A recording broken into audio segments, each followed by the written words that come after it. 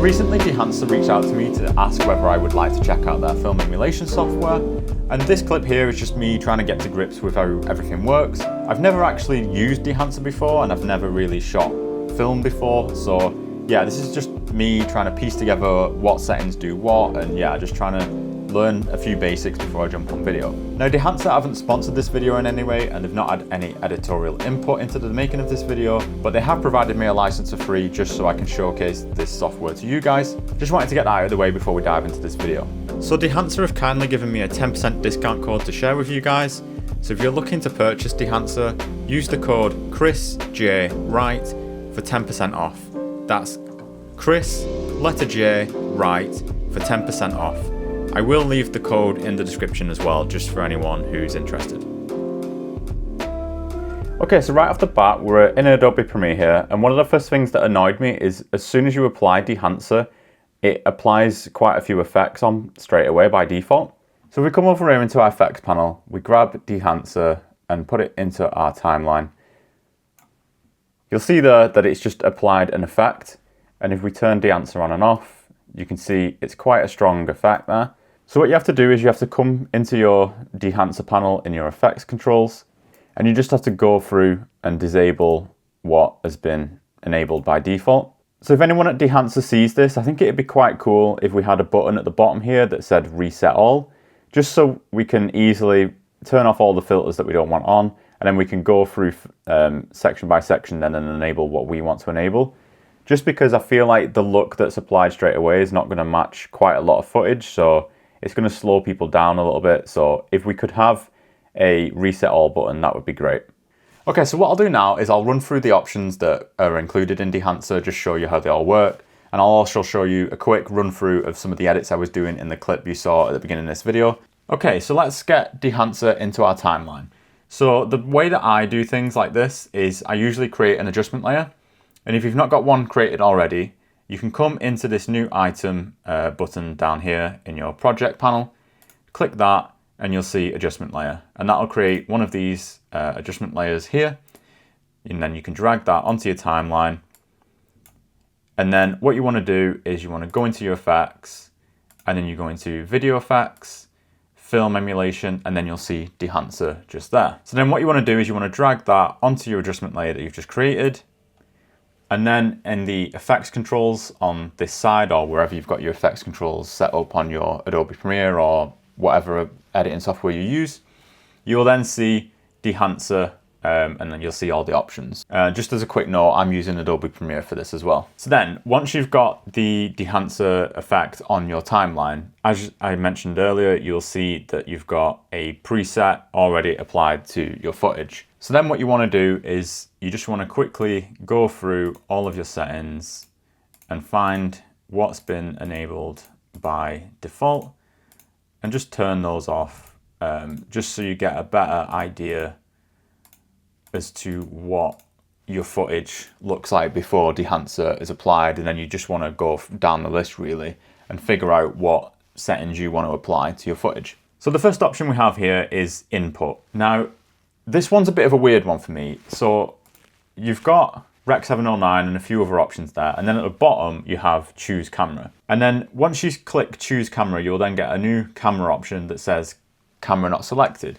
And then you've got a huge list here of all different cameras, Canons, DJIs, Fujifilms, Red, Sonys, all sorts. Now I shot this footage on the Osmo Pocket 3, and in this drop down, you can see there is an Osmo Pocket 3 option. When I click that option, it just goes really, really saturated, and it looks like someone's just grabbed the saturation slider and just pulled it all the way up, and it just looks a bit weird. Now, I can't figure out how to get rid of that in this setting. Obviously, if I'm missing something, do let me know in the comments below.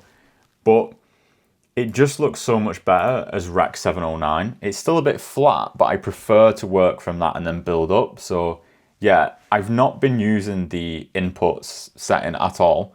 But yeah, do let me know in the comments below if I'm using that wrong. So then the next option is the film emulation. And I think this is probably the most important one and what people use Dehancer for. So if we have a look in this list here, you've got loads of different film emulation options. So if we just enable this now, you can see that it just puts a film look onto our footage. And then you can click on this and you can use your scroll wheel to just have a look through and see what suits your footage the best or what suits your personal style the best. And there are tons of options to choose from here, and some look really nice, to be fair.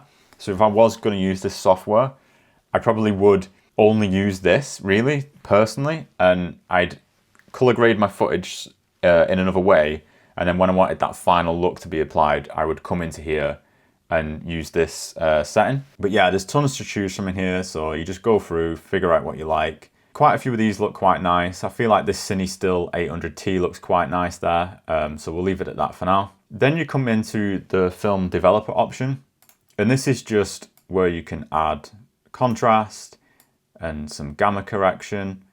And this is just, again, just kind of fine tuning your look. You've got a bit of a color boost there that you can like boost the colors with. Then we have film compression. Now, as I was saying, I've not shot on film before. I don't know a lot of film terminology, but what I understand this is doing is this is to control your shadows and your highlights. So if we mess around with the white point here, if I take it down, you can see the highlights go a lot brighter.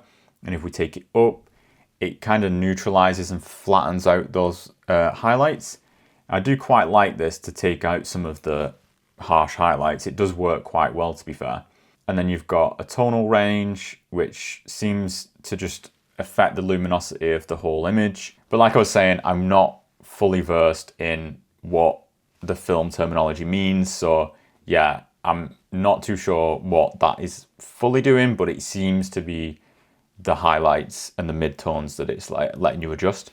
Then we've got expand, and again, this just seems to be your blacks and your whites. So you can use your black point and bring in a little bit more contrast into the shadows, and then you can use your white point to either boost or reduce your highlights. Then you come into print. Now, again, this is an option that I think it's trying to emulate the print look of a printed film. So yeah, as we go through this drop down, you can see we've got a few options here, and for me personally, I just don't really like any of these. I think they're too harsh. And yeah, I don't really know like how to control this again. Obviously there are sliders in here and stuff, but yeah, for me, I wouldn't use these personally. Then we come into color head. Now I have used this. I used this in my last video, and this is quite an interesting tool. As you can see here, you've got yellows and blues, magentas and greens, cyans and reds. And you can just come into here, and if we just enable this, you can see that if we drag this along, if we go to the right, it's more blue. If we go to the left, it's more yellow. And it's the same on the magenta, green, cyan and red. And it's just nice, if you just use this quite subtly, you can usually correct some of the white balance in your image. And I find it's got a little bit more control over a white balance slider, so it is quite useful. And just underneath those options, you've got the tones for the shadows, midtones and highlights. And what those are doing is it just allows you to control the temperature of your shadows, midtones and highlights. So yeah, this just comes in handy if you're trying to like balance your white balance, or you're trying to get a certain look to your image. Yeah, I feel like these are quite a powerful tool that I would probably use going forward in the future. Next up, we have film grain, which is pretty self-explanatory. It just adds grain to your footage, and you can choose from a number of different ISO values and film size, like 60mm, 35mm, 65mm. But personally, again, I don't really feel like I'd add this to my footage. Then we've got halation. So I'll just come into this clip right here, and I'll just post the adjustment layer that we've been working on. And we can see a little bit better here what the halation's doing. So just around the edges where there's any highlights and stuff, it's just adding a little bit of glow, a little bit of a softer look. And it is quite a nice look, to be fair. It is a bit strong, but you do have different variations in this drop down, different like profiles and stuff. You can see that's quite a strong one there. But yeah, there's different looks. There's some more subtle than others. But yeah, it's just to add a little bit of halation around the highlights. Then we have bloom. And it's a similar thing really, it's just where the highlights are, it's just giving that soft glow look that's quite in trend right now. So again, you've got different profiles to choose from, and some are stronger than others. But yeah, again, if you want that softer look in your footage, you can use those two combined to get like that film look, that softer look. Then we come down to film damage. Now, if I just put a more aggressive option on, you'll be able to see what's happening here. And you can see already it's brought in some like film damage around the sides. And if we play the video, you can see that it's like really going for that old style look. So I suppose if you're shooting something and you're trying to get like an old look to a clip that you've got, then that could be really useful. Other than that, I don't know where you'd use that really, unless you were trying to emulate a film look, like a damaged film look. Then next we've got film breathe. So what this does is it kind of moves the footage around a little bit. Let's see if we can go for a bit more of an aggressive option here. It kind of gives it a little bit of a pulse, like a little bit of breathing. Again, I'm not too sure where I'd use that personally. Then we drop down to gate weave, and this adds a bit of like camera shake, as if it was filmed handheld with a film camera. So if you want that like shaky look to your footage, that's that option there. Then we come down to overscan, and I do not know what this is. I will be straight up honest. There's loads of options there that I have no idea what they are. I have messed around a little bit, but yeah, I don't really know what they're doing, to be fair. So yeah, apologies, I don't really understand the film terminology here again. So yeah, I don't know what this one's really doing. And then the last few options are monitor, output, and LUT generator. So the LUT generator is quite handy. If you make a look that you're really happy with and you want to put that on other footage going forward in the future, you can use the LUT generator and create a LUT, so you'll be able to just choose that LUT in the future instead of having to go through all your options. So it just speeds up the process as if you're using any other LUT really. So yeah, this edit here is basically where I was when I was doing my time lapse earlier on in the video. But as I was saying, and as you probably realized from me going through the menus there's not a lot of stuff that I particularly like for my own footage. Not to say it's a bad piece of software or to say the options are bad. It just doesn't suit my video style. So as you can see here, this clip is what I edited earlier on. And if we just turn this off, this is the original edit that I did when I originally posted this video. And then this is the original footage that's been converted to Rec 709. So you can see I just basically brightened up the exposure and just sorted out the colors a little bit and just tried to make it look a little bit more natural, a little bit more realistic. It was quite hard on that day because the lighting was so harsh, so some of the footage looks a bit weird. I wasn't too happy with some of these scenes at this point in the video. Looking at back at that now, I don't think that footage looks too bad. But if we then turn on Dehancer, you can see it's got a way more stylized look. And it is a good look, to be fair. I'm not saying it's bad at all, but I just don't think it personally suits my shooting style or my video style, because this is more like, I wouldn't say it was an educational video, I was just giving out some tips, but I don't really think that suited a full like cinematic look. I wanted to just keep everything a little bit more natural. So I thought I'd just show another part of this video, just another clip in a different area, just to show what the Dehancer looks like in a different scene.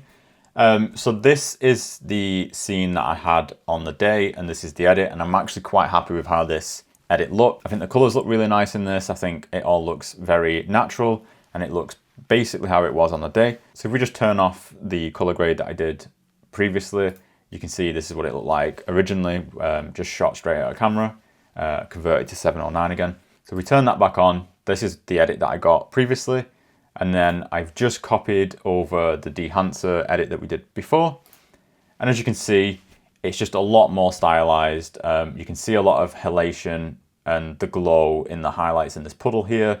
And it is a nice look. And maybe you could just calm this down slightly and it would give a nice warm summer's day feel. But again, I think it's a little bit too strong for me. I think it's a little bit too cinematic. So like I was saying earlier, I do think I see myself using some of the options from time to time, but I don't think I'd fully edit all my videos through Dehancer. I think just a lot of the options are a little bit wasted on me because I've never shot film before, and I'm not really that interested in trying to recreate that film look in my videos really. But yeah, I think if you are after something like this, it is a great piece of software. I think if you are looking for something like this, you already know about Dehancer, and I would say, yeah, go for it. If you're looking for that film look, it is a powerful tool. Like I said earlier in the video, I do have a code in my description for 10% off if you do go ahead and purchase Dehancer.